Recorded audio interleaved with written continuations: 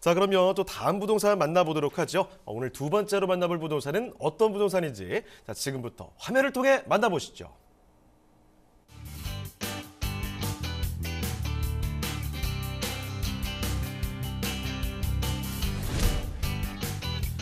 소개드리는 중랑구 상봉동 오피스텔의 위치부터 살펴보겠습니다. 건물은 7호선과 경의중앙선, 경춘선의 환승역인 상봉역을 도보로 약 5분이면 도달 가능한 역세권 입지입니다. 거기에 GTX B노선이 들어설 예정인 망우역도 인접해 있어 광역철도망의 혜택을 톡톡히 누릴 것으로 기대됩니다. 상봉동의 교통망 또한 우수한데요.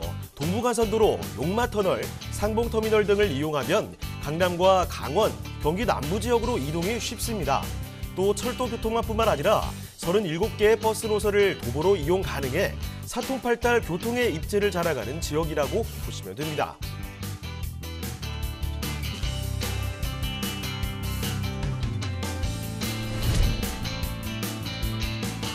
중랑구는 녹지가 좋아 서울의 허파라고 불리는데요.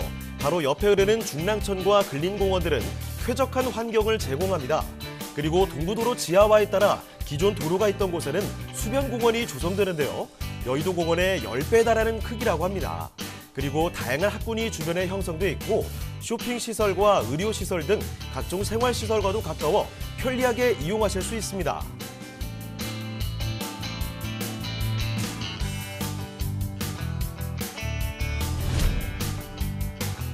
중랑구의 교통환경을 한층 개선시켜줄 소식, 바로 면목선 경전철의 개발 소식인데요. 면목선은 총 길이 9.05km로 중랑구 신내동에서 동대문구 청량리역까지 있는 노선입니다. 면목선이 지나는 곳에는 대규모 아파트와 개발 사업이 추진 중인 단지가 많아 풍부한 수요를 기반으로 서울 동북부의 교통 여건을 크게 개선시킬 것으로 전망됩니다.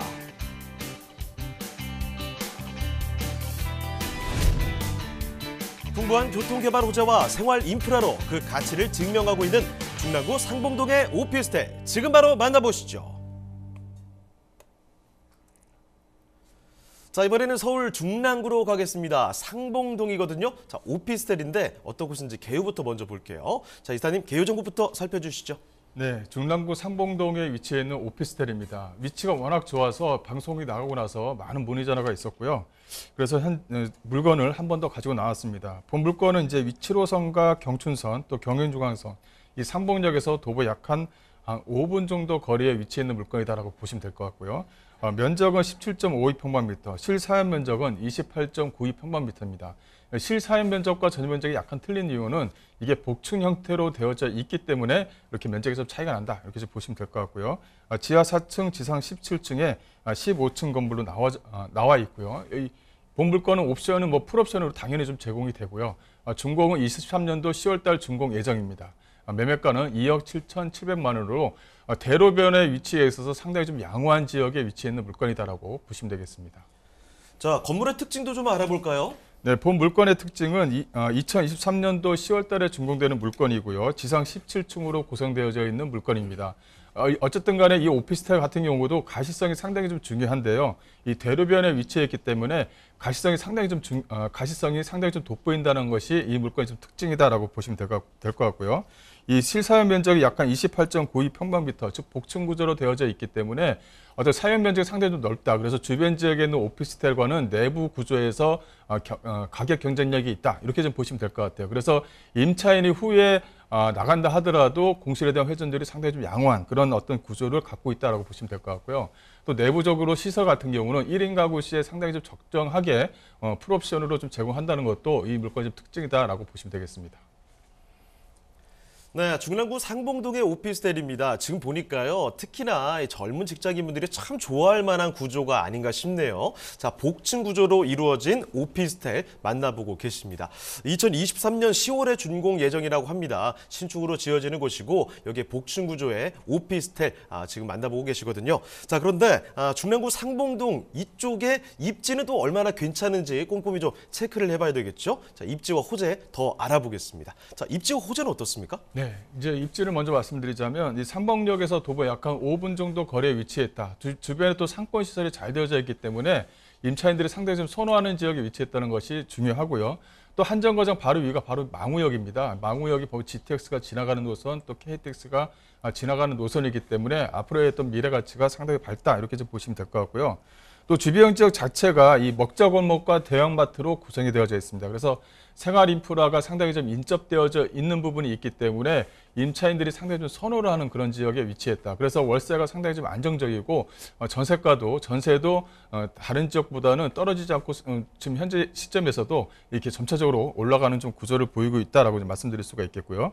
또 주변 지역 자체가 직장 수요층뿐만이 아니라 이렇게 대학가 수요층도 같이 맞물려져 있습니다. 그래서 주변에 뭐 서울대학교라든가 또 주변에 육사라든가 또 카이스트라든가 이 주변 지역의 학군들이 또 상당히 좀 우수하기 때문에 대학가 수요층과 직장의 수요층을 아우를 수 있는 수요층들이 상당히 좀 풍부하다라고 이제 정리해드릴 수가 있을 것 같고요.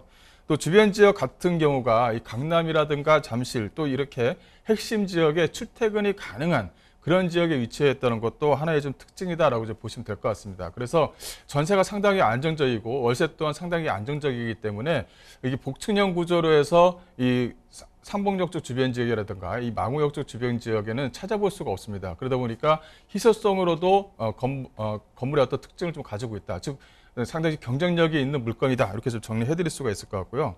또 주변 지역 자체가 호재가 상당히 좀 많이 있습니다. 주변에 뭐 면복성이라든가 이런 어떤 경전철이 올해 이제 착공되기를 상당히 좀 희망을 하거든요. 그래서 올해 22년도에 착공이 들어가지 않나 싶고요. 그리고 여태 경전철이 들어가게 되면 9개 그 역사가 또 생깁니다. 또 약간 9km 정도가 되기 때문에 뭐 경전철을 착공해서 준공시키기에는 상당히 좀 뭐 짧은 시간이 걸릴 것이다. 이렇게 좀 보시면 될 것 같고요.